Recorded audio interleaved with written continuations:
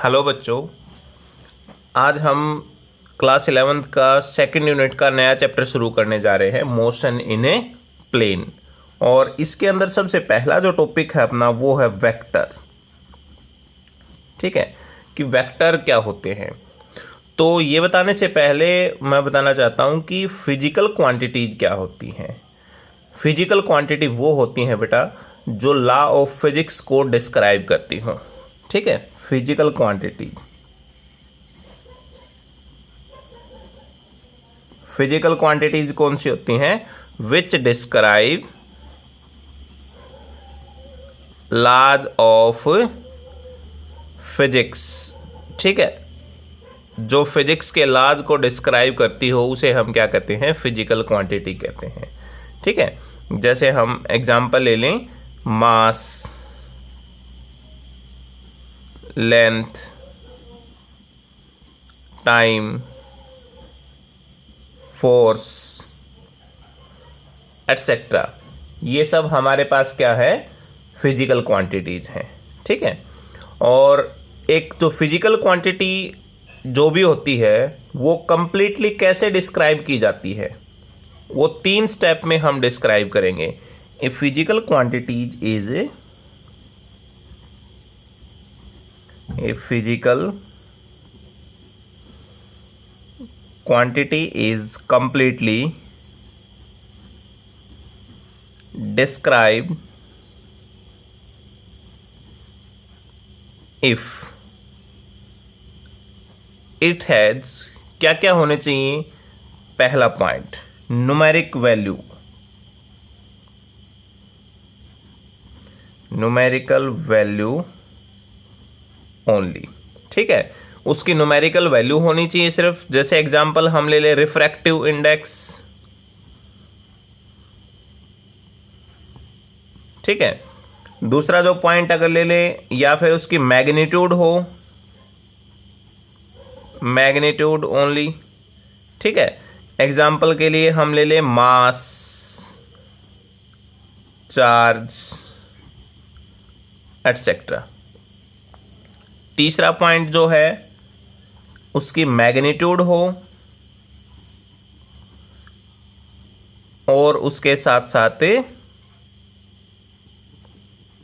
Direction भी हो। ठीक है, मैग्नीट्यूड एंड डायरेक्शन बोथ। इसमें एग्जांपल हम देखें तो डिस्प्लेसमेंट, वेलोसिटी, फोर्स एटसेट्रा। ठीक है बेटा, तो जो फिजिकल क्वांटिटी होती है वो इन 3 चीज़ों से हम उनको डिस्क्राइब कर सकते हैं। कोई उसकी न्यूमेरिक वैल्यू हो, जैसे रिफ्रैक्टिव इंडेक्स वगैरह हो गया, या उसकी मैग्नीट्यूड हो, या मैग्नीट्यूड या डायरेक्शन हो, दोनों हो। ठीक है, तो इनके द्वारा हम एक फिजिकल क्वांटिटी को डिस्क्राइब कर सकते हैं। जो अगर हम क्लासिफिकेशन देखें फिजिकल क्वांटिटी का, तो मेनली 4 प्रकार का होता है। ठीक है, क्लासिफिकेशन ऑफ फिजिकल क्वांटिटी।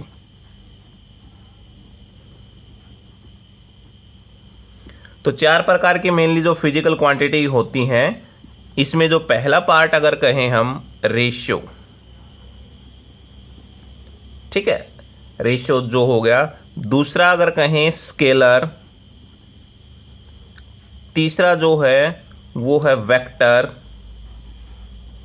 और चौथा जो है वो है टेंसर। ठीक है, रेशियो जो है एक प्रकार की फिजिकल क्वांटिटीज होती हैं, स्केलर, वेक्टर और टेंसर। यहां हम जो बात करेंगे वो सिर्फ इन 2 के रूप में बात करेंगे कि स्केलर और वेक्टर कौन सी है, क्योंकि आपके लेवल के ऊपर ये 2 ही हैं। ठीक है, तो 1 बाय 1 जो है वो इनको डिस्कस करते हैं। तो सबसे पहले हमारे पास क्या आ गया कि स्केलर क्वांटिटीज कौन सी होती हैं। इसकी सिर्फ, यानी स्केलर क्वांटिटी वो होती हैं जिसकी हमारे पास सिर्फ और सिर्फ मैग्नीट्यूड होती है। ठीक है, विच हैव मैग्नीट्यूड ओनली। ठीक है, जिसके हमारे पास सिर्फ क्या हो? मैग्नीट्यूड हो, तो उसे हम क्या कहेंगे? स्केलर क्वांटिटी कहेंगे। ठीक है, इसको हम अलजेब्रिकली एडिड कर सकते हैं, एक दूसरे के बीच में जो है वो हम ऐड कर सकते हैं। Scalars can be added algebraically.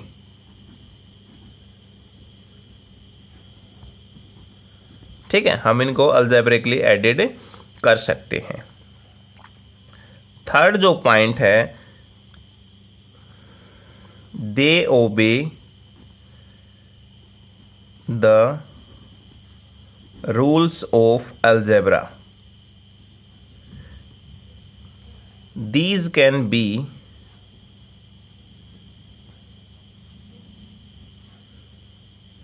added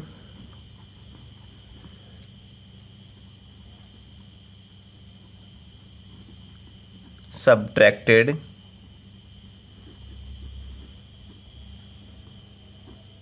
multiplied and divided like ordinary number. ठीक है, ये जो रूल ऑफ अलजेब्रा है उसको ओबे करती है और इनको हम ऐड कर सकते हैं, सबट्रैक्ट कर सकते हैं, मल्टीप्लाई कर सकते हैं और डिवाइड भी कर सकते हैं, जैसे हम नॉर्मल नंबरों को करते हैं। फोर्थ इसका पॉइंट हो जाएगा, दे can be changed by the change of magnitude.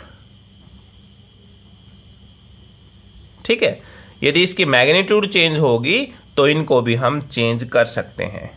Example अगर देखें इनके बीच में कौन कौन से एग्जाम्पल हैं, mass, distance, speed, time, temperature etcetera जो है वो स्केलर क्वांटिटीज के एग्जाम्पल हैं। ठीक है, अब बात आती है वेक्टर क्वांटिटी। वेक्टर्स, हमारा जो चैप्टर है वो पूरा वेक्टर के ऊपर डिपेंड है बेटा अभी। तो वेक्टर का मतलब क्या होता है, देखिए अगर हम लैटिन जो भाषा है हमारे पास है उसमें वेक्टर का मतलब देखें तो इसका मतलब होता है कैरियर। तो वेक्टर का जो फर्स्ट पॉइंट हो जाएगा हमारे पास, वेक्टर क्वांटिटी कौन सी होती हैं, which have both magnitude and direction. ठीक है, जिसकी हमारे पास मैग्नीट्यूड भी होती है और डायरेक्शन भी होती है, तो वो हमारे पास कौन सी होती हैं, वेक्टर क्वांटिटी होती हैं। जैसे हम स्केलर को अलजेब्रिकली ऐड करते हैं उस प्रकार से वेक्टर को हम अलजेब्रिकली ऐड नहीं कर सकते। They can not be added algebraically. ठीक है, इनको हम अलजेब्रिकली जो है वो ऐड नहीं कर सकते। वेक्टर जो है ऑर्डिनरी अलजेब्रा का जो रूल है उसको फॉलो नहीं करता।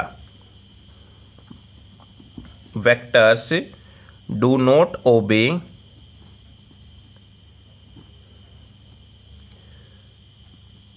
The rules of ordinary algebra.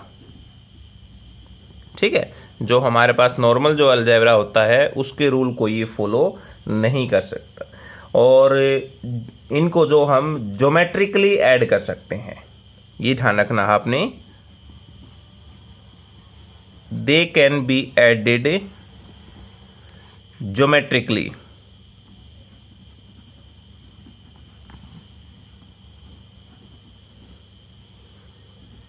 Using law of vector algebra. ठीक है, इनको हम जो वेक्टर अलजेब्रा का लॉ है उसके द्वारा हम इनको ज्योमेट्रिकली ऐड कर सकते हैं। इसके बारे में बताएंगे आपको कि क्या होता है जो लॉ ऑफ वेक्टर अलजेब्रा। ये जैसे आपको बताया था कि जो स्केलर क्वांटिटी होती हैं उनकी मैग्नीट्यूड चेंज करते हैं तो वो भी चेंज हो जाती हैं। ठीक है, वेक्टर क्वांटिटी चेंज होंगी कब? यदि उनकी मैग्नीट्यूड और डायरेक्शन दोनों चेंज होंगी तभी वेक्टर क्वांटिटी चेंज होगी। ठीक है, दे कैन बी चेंज कब होंगी? इफ आइदर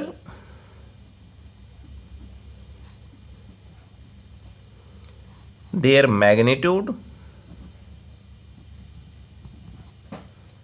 and direction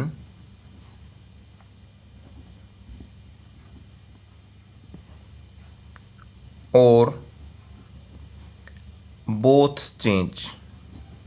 ठीक है, उनकी मैग्नीट्यूड चेंज हो जाए, डायरेक्शन चेंज हो जाए या फिर दोनों चेंज हो जाए तो हमारे पास जो वेक्टर क्वांटिटी है वो भी क्या हो जाएंगी? चेंज हो जाएंगी। ठीक है, एग्जाम्पल में अगर हम देखें तो हमारे पास velocity, displacement, force, electric field etcetera, बहुत सारी हमारे पास जो है वेक्टर क्वांटिटीज होती हैं। ओके,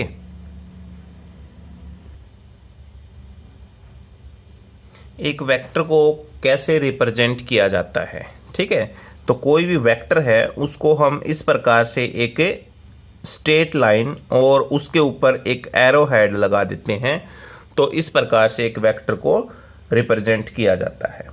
इसमें जो एरो हेड है, एरो हेड क्या बताएगी? ये बताएगी हमें डायरेक्शन। ठीक है, ये जो है, ये वाला जो पोर्शन है हमारे पास से, ये क्या बताएगा? डायरेक्शन। ठीक है, जिस डायरेक्शन में हमारे पास वेक्टर पॉइंटिंग हो रहा है, जिस डायरेक्शन में वेक्टर लाई कर रहा है तो वो उसकी डायरेक्शन बताएगी। ठीक है, डायरेक्शन इन विच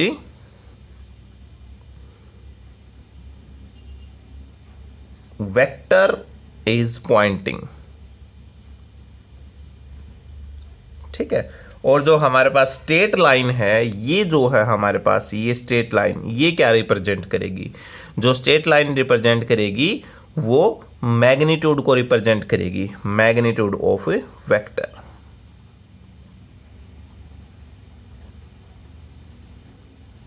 ठीक है, तो वेक्टर को कैसे रिप्रेजेंट कर सकते हैं ग्राफिकली?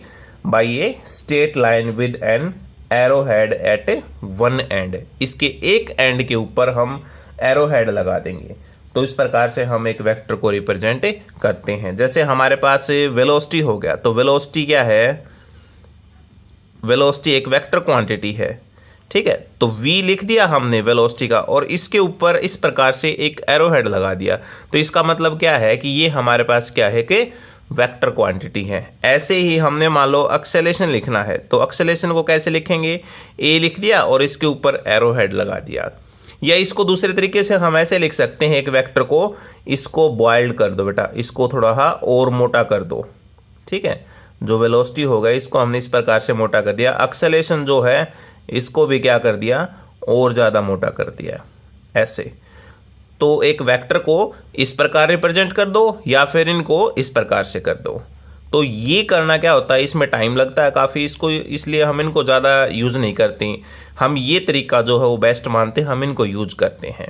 ठीक है, तो वेक्टर को ध्यान रखना, आप एक एरो हेड से रिप्रेजेंट किया जाता है। तो किसी भी क्वांटिटी के ऊपर इस प्रकार एरो हेड लगी मिल जाए तो आपको ध्यान रखना है कि वो कौन सी क्वांटिटी होगी? वो वेक्टर क्वांटिटी होगी। ओके, आगे जो है position and displacement vector.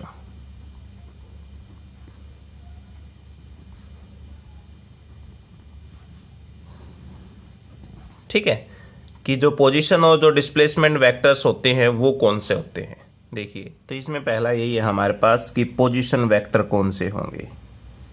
Position vectors, तो देखिए नाम से भी पता लग रहा है, जो किसी भी पार्टिकल की पोजीशन को डिस्क्राइब करते हो, उसकी पोजीशन को रिप्रेजेंट करते हो विद रिस्पेक्ट टू ओरिजिन, तो उसे हम क्या कहेंगे? पोजीशन वेक्टर कहेंगे। Those vectors which represents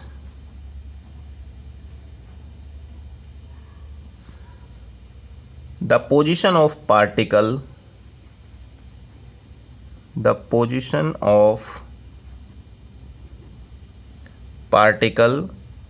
with respect to origin।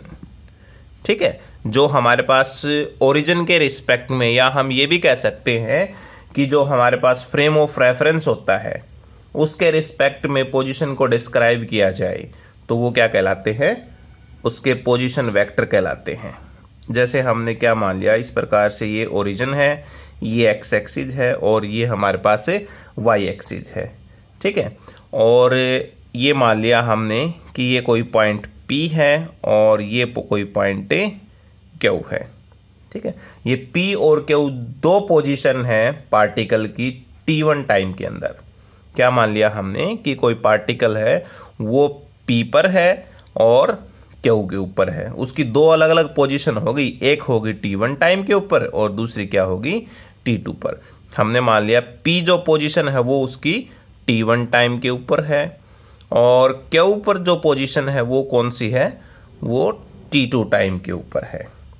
और ये जो पार्टिकल है वो मूव कर रहा है। ठीक है, यहाँ जैसे P से कहा गया, ये इस प्रकार से जो है ये Q के ऊपर ऐसे मान लिया P से Q तक इसने जो है वो R डिस्प्लेसमेंट ट्रेवल किया है। ठीक है, तो ओरिजिन के साथ मिला देते हैं, क्योंकि क्या बताया मैंने डेफिनेशन में अभी कि वो वेक्टर जो कि पोजीशन ऑफ पार्टिकल को डिस्क्राइब कर दे विद रिस्पेक्ट टू ओरिजिन, तो हमने इससे इसको मिला दिया और ऐसे ही जो ये जो पॉइंट है इसको मिला दिया। ठीक है, तो अब देखिए बताया था वेक्टर को हम किससे रिप्रेजेंट करेंगे? एरो हेड से हम रिप्रेजेंट करेंगे। ठीक है, और ये इस प्रकार से जा रहा था, यहाँ पर जैसे हमने ये कर दिया थोड़ा सा और इस प्रकार से। तो ये मान लिया कि 1 जो था T1 टाइम, तो हमने R1 वेक्टर बोल दिया, ये बोल दिया R2 वेक्टर बोल दिया। ठीक है, तो जो हमारे पास PQ जो वेक्टर होगा, PQ जो वेक्टर होगा वो किसके बराबर होगा? ठीक है, ये किसके बराबर होगा? OQ माइनस में OP। ठीक है, PQ किसके इक्वल है? R के इक्वल है, और ये किसके इक्वल है? R2 के इक्वल है, और माइनस में R1 के इक्वल है। ठीक है, तो पोजीशन वेक्टर क्या हो जाएगा हमारे पास से? जो इनकी पोजीशन को डिस्क्राइब कर दे विद रिस्पेक्ट टू ओरिजिन। तो R2 माइनस R1, इसमें से ये वाले हम घटा दें तो हमारे पास से R की वैल्यू आ जाएगी। तो डिस्प्लेसमेंट वेक्टर क्या होता है?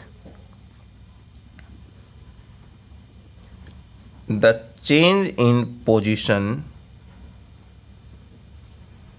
इन ए given time interval in given direction. ठीक है, यानी उसकी पोजीशन के अंदर चेंज आना, जो भी टाइम दे रखा है और जो भी डायरेक्शन दे रखी है, जितने कितने टाइम के अंदर उसके डायरेक्शन के अंदर कैसा चेंज आया है, वो क्या कहलाएगा? उसका डिस्प्लेसमेंट वेक्टर कहलाएगा। जैसे अभी जो हमने डायग्राम बनाया था उसी को हम दोबारा बना लेते हैं। इस प्रकार से ये वाई एक्सिस होगा, ये एक्स एक्सिस, और ये कोई पार्टिकल जो है वो P पॉइंट से इस प्रकार से जो है वो Q पॉइंट के ऊपर जा रहा है इसमें। ठीक है, तो जो शॉर्टेस्ट पाथ हो जाएगा, शॉर्टेस्ट डिस्टेंस जो हम देखें P से Q पॉइंट का, वो क्या कहलाएगा? उसका डिस्प्लेसमेंट वेक्टर कहलाएगा। ठीक है, और इनके जो पोजीशन है इनकी, इन पोजीशन का सबसे छोटा रास्ता कौन सा है? वो यही तो है हमारे पास, ये वाला जो हो है, जिसको हमने क्या कहा था? ये ऐसे R कहा था, R वेक्टर। तो R वेक्टर क्या कहलाएगा? इसका पोजीशन वेक्टर कहलाएगा। ठीक है, R जो वेक्टर है हमारे पास से वो, सॉरी, इसका डिस्प्लेसमेंट वेक्टर कहलाएगा। ठीक है, डिस्प्लेसमेंट वेक्टर दिए गए टाइम इंटरवल के दौरान इसका जो डिस्प्लेसमेंट वेक्टर देखें तो वो हो जाएगा r2 माइनस r1। ये अब बहुत ज़्यादा इंपॉर्टेंट है बेटा, ये जो आपको कुछ डेफिनेशंस बताने जा रहे हैं वो बहुत ज़्यादा ही इंपॉर्टेंट है एनुअल एग्जाम को लेकर। इसमें characteristics of vector,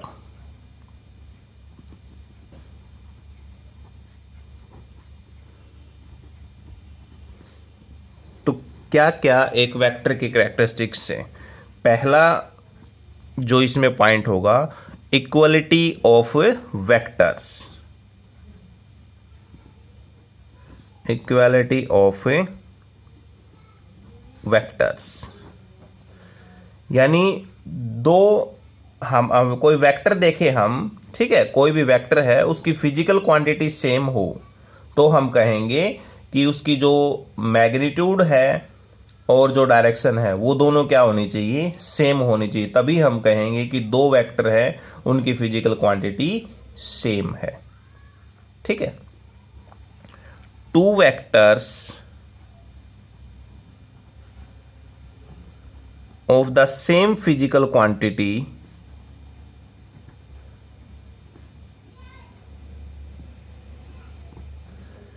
are said to be equal if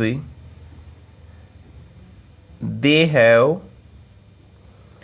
same magnitude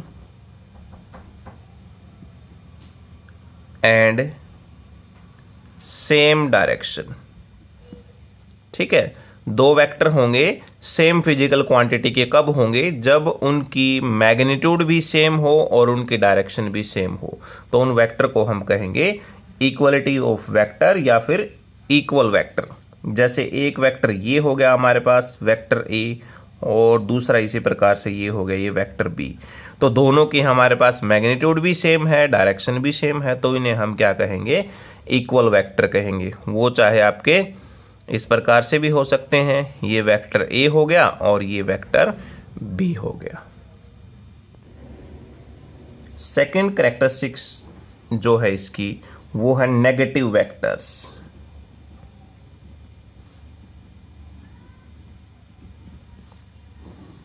ठीक है, नेगेटिव वेक्टर्स कौन से होंगे, यानी इनके ये वैसे इक्वल होने चाहिए, इनकी मैग्नीट्यूड जो है वो इक्वल होनी चाहिए, सेम होनी चाहिए, लेकिन वो अपोजिट डायरेक्शन में होनी चाहिए। ठीक है, मैग्नीट्यूड कैसी हो, इक्वल हो या फिर सेम डायरेक्शन में, इसमें मतलब सेम मैग्नीट्यूड कह सकते हैं और डायरेक्शन कैसी, अपोजिट,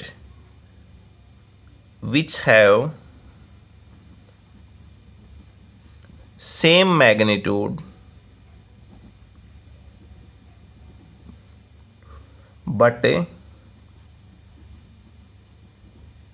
opposite direction, उनके डायरेक्शन क्या हो, अलग अलग हो। जैसे एक वेक्टर ये हो गया हमारे पास और दूसरा ये हो गया वेक्टर ए और वेक्टर बी, तो इनकी मैग्नीट्यूड क्या बताया था, जो हमारे पास स्ट्रेट लाइन है वो इनके मैग्नीट्यूड बताएगी और जो एरो हेड है वो क्या बताएगा, इनके डायरेक्शन बताएगा। तो डायरेक्शन अपोजिट है लेकिन ये मैग्नीट्यूड है ये क्या है, दोनों की बराबर है। ठीक है, तो इसको हम कहेंगे vector A is equal to negative of vector B, या फिर जो हम इसको कह सकते हैं कि vector B is equal to negative of vector A. ठीक है, तो ये हमारे पास नेगेटिव वेक्टर हो जाएगा। थर्ड जो है वो है यूनिट वेक्टर। यूनिट वेक्टर जो है बेटा ये अपने आप में ही बहुत इंपॉर्टेंट है। यूनिट वेक्टर क्या होता है, यूनिट का मतलब देखो वन, जो नॉर्मली हम कहते हैं, तो वही बात आ गई, नाम से ही पता लग रहा है इसमें, a vector whose magnitude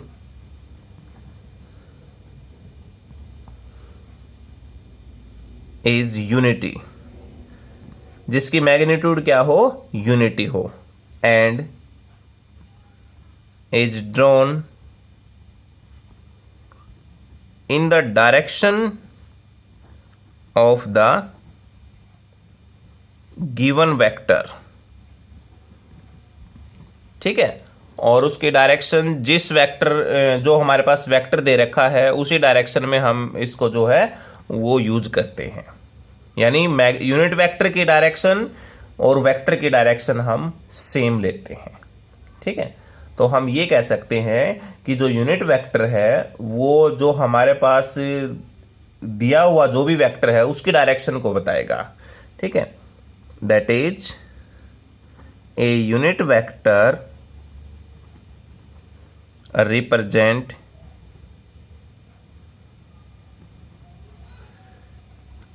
the direction of the given vector. ठीक है, जो गिवन वेक्टर है उसकी डायरेक्शन को बताएगा। इसलिए एक बात ध्यान रखना बेटा कि every vector can be expressed in magnitude and direction. ठीक है, हर एक जो वेक्टर है उसको हम मैग्नीट्यूड और डायरेक्शन की फॉर्म में एक्सप्रेस कर सकते हैं।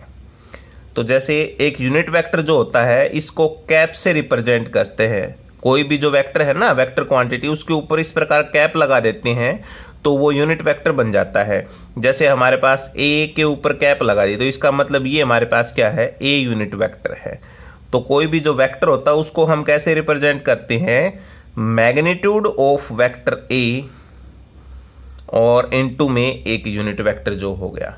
ठीक है, इस प्रकार रिप्रेजेंट करेंगे। ये जो हमने लगाया है, ये जो मॉडुलस हमने लगाया है, इन मॉडुलस को क्या बोलते हैं, वेक्टर बोलते हैं, सॉरी मैग्नीट्यूड बोलते हैं। ठीक है, और इसका मतलब होता है ऑलवेज पॉजिटिव। इसके अंदर जो भी क्वांटिटी होती है, माइनस की हो, ठीक है, प्लस की हो, जो भी इसके बाहर लेके आएंगे तो वो प्लस की बन जाएगी। मान लो इसके अंदर -5 है तो बाहर आके क्या हो जाएगा, +5 हो जाएगा। तो यहां से यूनिट वेक्टर अगर हम निकालें तो किसके इक्वल हो जाएगा, vector divide by its magnitude. ठीक है, वेक्टर को उसकी मैग्नीट्यूड से हम डिवाइड करवा देते हैं तो वो एक यूनिट वेक्टर हमें मिल जाएगा।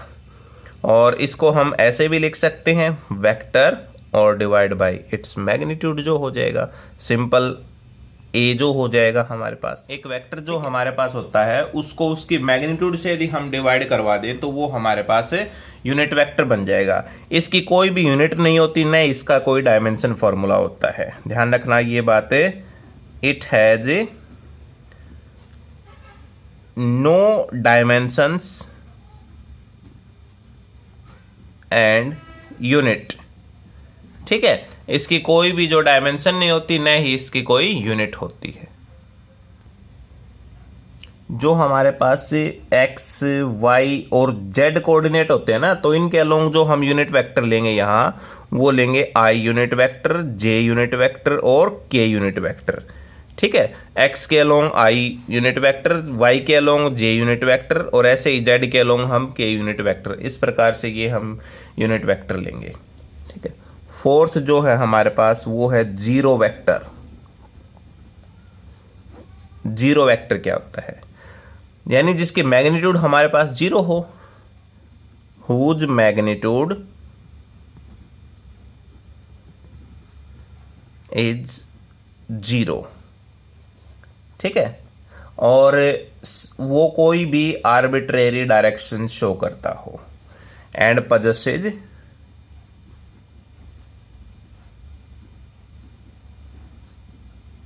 any arbitrary direction. ठीक है, तो एक जीरो वेक्टर को हम कैसे करेंगे, यानी कोई भी हमारे पास वेक्टर दे रखा है, यदि हम उसके साथ उसका नेगेटिव वेक्टर ऐड कर देते हैं तो हमें जीरो वेक्टर मिल जाता है। ठीक है ना, it is obtained by adding A given vector and it's a negative vector. इसलिए इसको हम नल वेक्टर भी बोल देते हैं। ध्यान रखना, इसका दूसरा नाम क्या है, नल वेक्टर है। ठीक है, इसकी प्रॉपर्टी है कुछ, जो जीरो वेक्टर है, जीरो वेक्टर या नल वेक्टर जो है, इसकी प्रॉपर्टी है। प्रॉपर्टीज कौन कौन सी हैं, पहली प्रॉपर्टी क्या कहता है इसकी, पहली प्रॉपर्टी ये कहता है कि द वेक्टर रिमेन अनचेंज्ड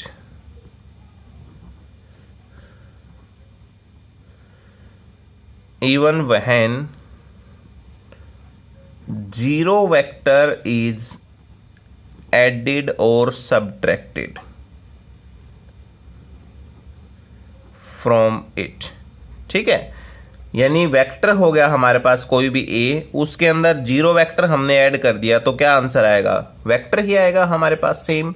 और कोई भी वेक्टर है उसमें से हम जीरो वेक्टर घटा देते हैं तो आपके पास क्या आएगा, वही सेम आएगा। तो इसका कोई भी फर्क है वो नहीं पड़ता है। ठीक है, इसकी दूसरी प्रॉपर्टी क्या कहता है, multiplication of number,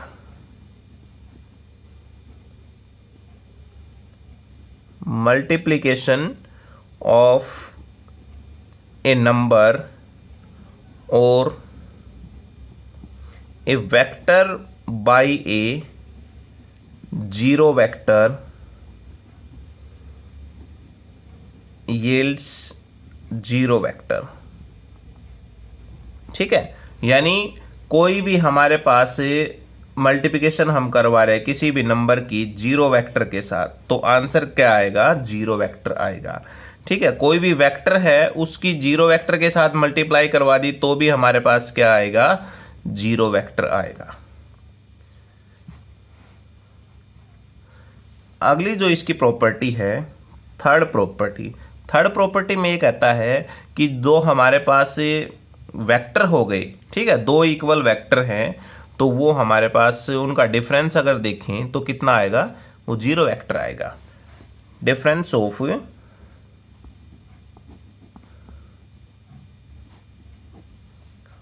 to equal vector is a zero vector. ठीक है, ध्यान रखना हमारे पास जैसे a equal to B vector हो गया हमारे पास, तो इनका जो डिफरेंस होगा ना a माइनस बी वेक्टर जो है वो किसके बराबर आएगा, जीरो वेक्टर के बराबर आएगा। इसके अगर हम एग्जाम्पल देखना चाहें जीरो वेक्टर के तो हम बता सकते हैं कि जब कोई बॉडी है अपनी इनिशियल पोजीशन में वापस लौट आती है तो उसका डिस्प्लेसमेंट कितना हो जाएगा, जीरो वेक्टर हो जाएगा। कोई भी स्टेशनरी ऑब्जेक्ट है तो उसका डिस्प्लेसमेंट वेक्टर कितना हो जाएगा, वो भी जीरो वेक्टर हो जाएगा।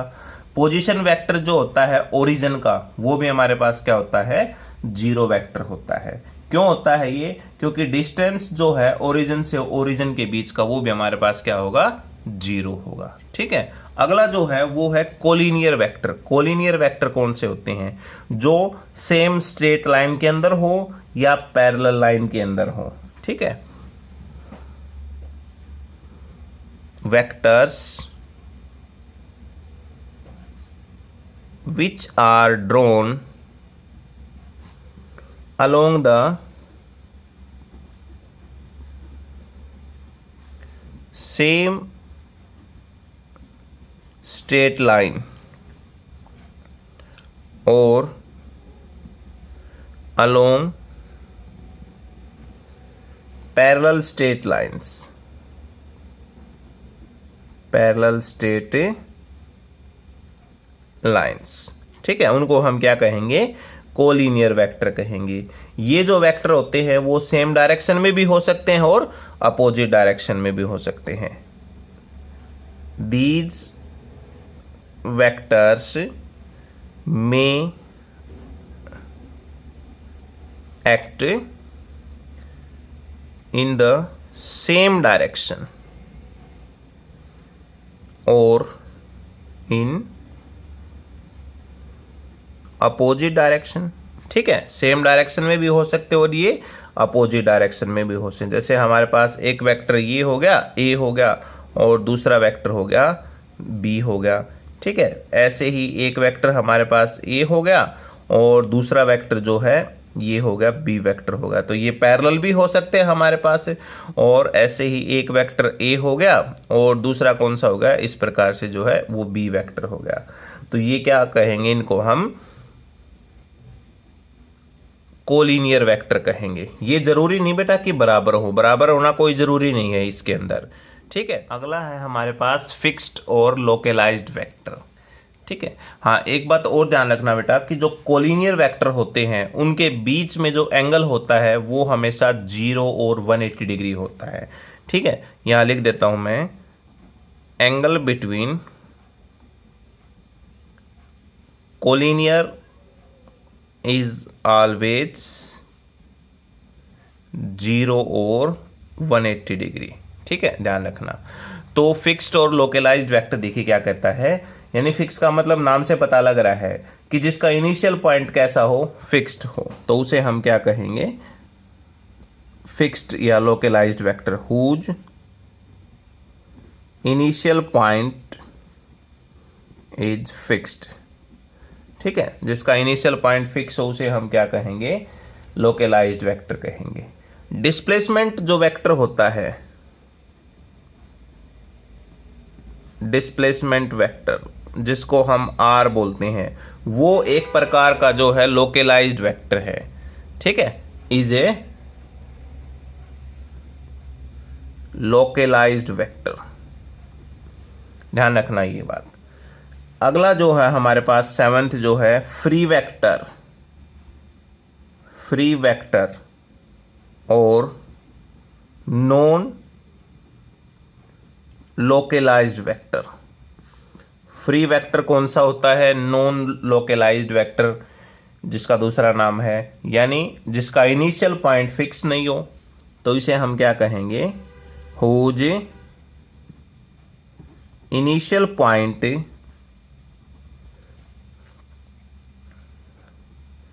Does not fixed. जिसका इनिशियल पॉइंट फिक्स नहीं हो तो उसे हम क्या कहेंगे, फ्री वेक्टर या फिर localised vector, non localised vector. यानी जो हमारे पास फ्री वेक्टर होते हैं, फ्री वेक्टर की जैसे कोई भी फिक्स्ड लोकेशन नहीं होती है। ठीक है, और ऐसा होने की वजह से जो डिस्प्लेसिंग वेक्टर है वो पैरेलल होता है एक दूसरे के। जैसे हमारे पास क्या हो गया, फोर्स, एग्जाम्पल अगर ले लें, फोर्स, मोमेंटम, इम्पल्स एटसेट्रा, ये हमारे पास क्या होते हैं, इस प्रकार के जैसे जो नॉन लोकलाइज्ड वेक्टर हैं उनके एग्जाम्पल हैं। अगला जो है हमारे पास को इनिशियल वेक्टर, को इनिशियल वेक्टर्स। तो को इनिशियल का मतलब, को का मतलब जैसे करते हैं ना कॉमन, ठीक है,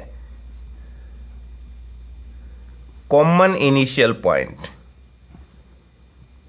ऐसे वेक्टर जिनका इनिशियल पॉइंट क्या हो, कॉमन हो। ठीक है, जैसे मान लो एक यहां से चल पड़ा, एक यहां से, एक इधर से हो गया। ठीक है, ये वेक्टर ए हो गया, ये वेक्टर बी, ये वेक्टर सी, और ये इसका इनिशियल पॉइंट हो गया। तो इन वेक्टर को हम क्या कहेंगे, को इनिशियल वेक्टर कहेंगे। ठीक है, अगला जो है हमारे पास 9th जो कैरेक्टरिस्टिक्स है वो है coplanar, coplanar vectors. Coplanar vector कौन से होते हैं, जो सेम प्लेन के ऊपर लाई करते हो, which lies on same plane. ठीक है, एक ही प्लेन के ऊपर लाई करते हो तो उसे हम क्या कहेंगे, कोप्लेनर वेक्टर कहेंगे इसमें। जैसे कि मान लो एक इस प्रकार से हो गया, एक यहां हो गया, एक यहां हो गया, ये सारे के सारे जो है वो एक ही प्लेन के ऊपर लाई कर रहे हैं, तो ये कौन से वेक्टर कहलाएंगे, कोप्लेनर वेक्टर कहलाएंगे।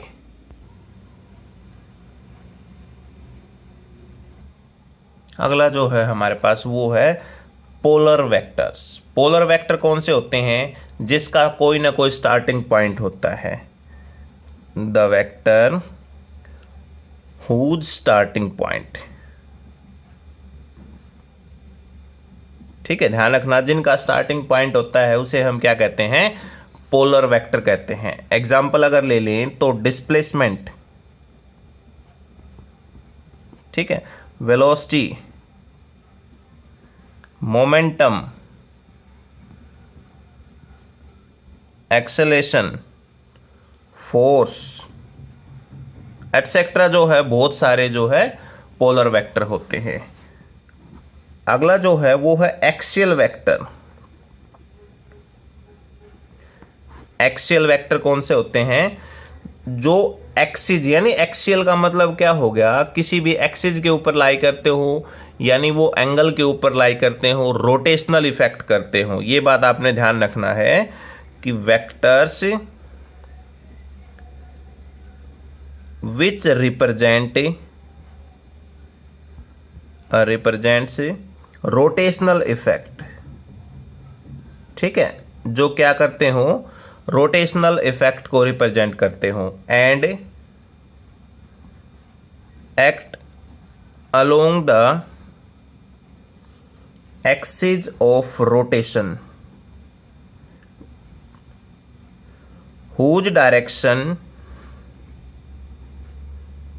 is determined by right hand screw rule। Right hand screw rule के बारे में आपको जो है वो बाद में बताएंगे बेटा।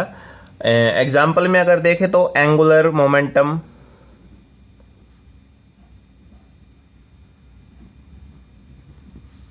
Angular velocity,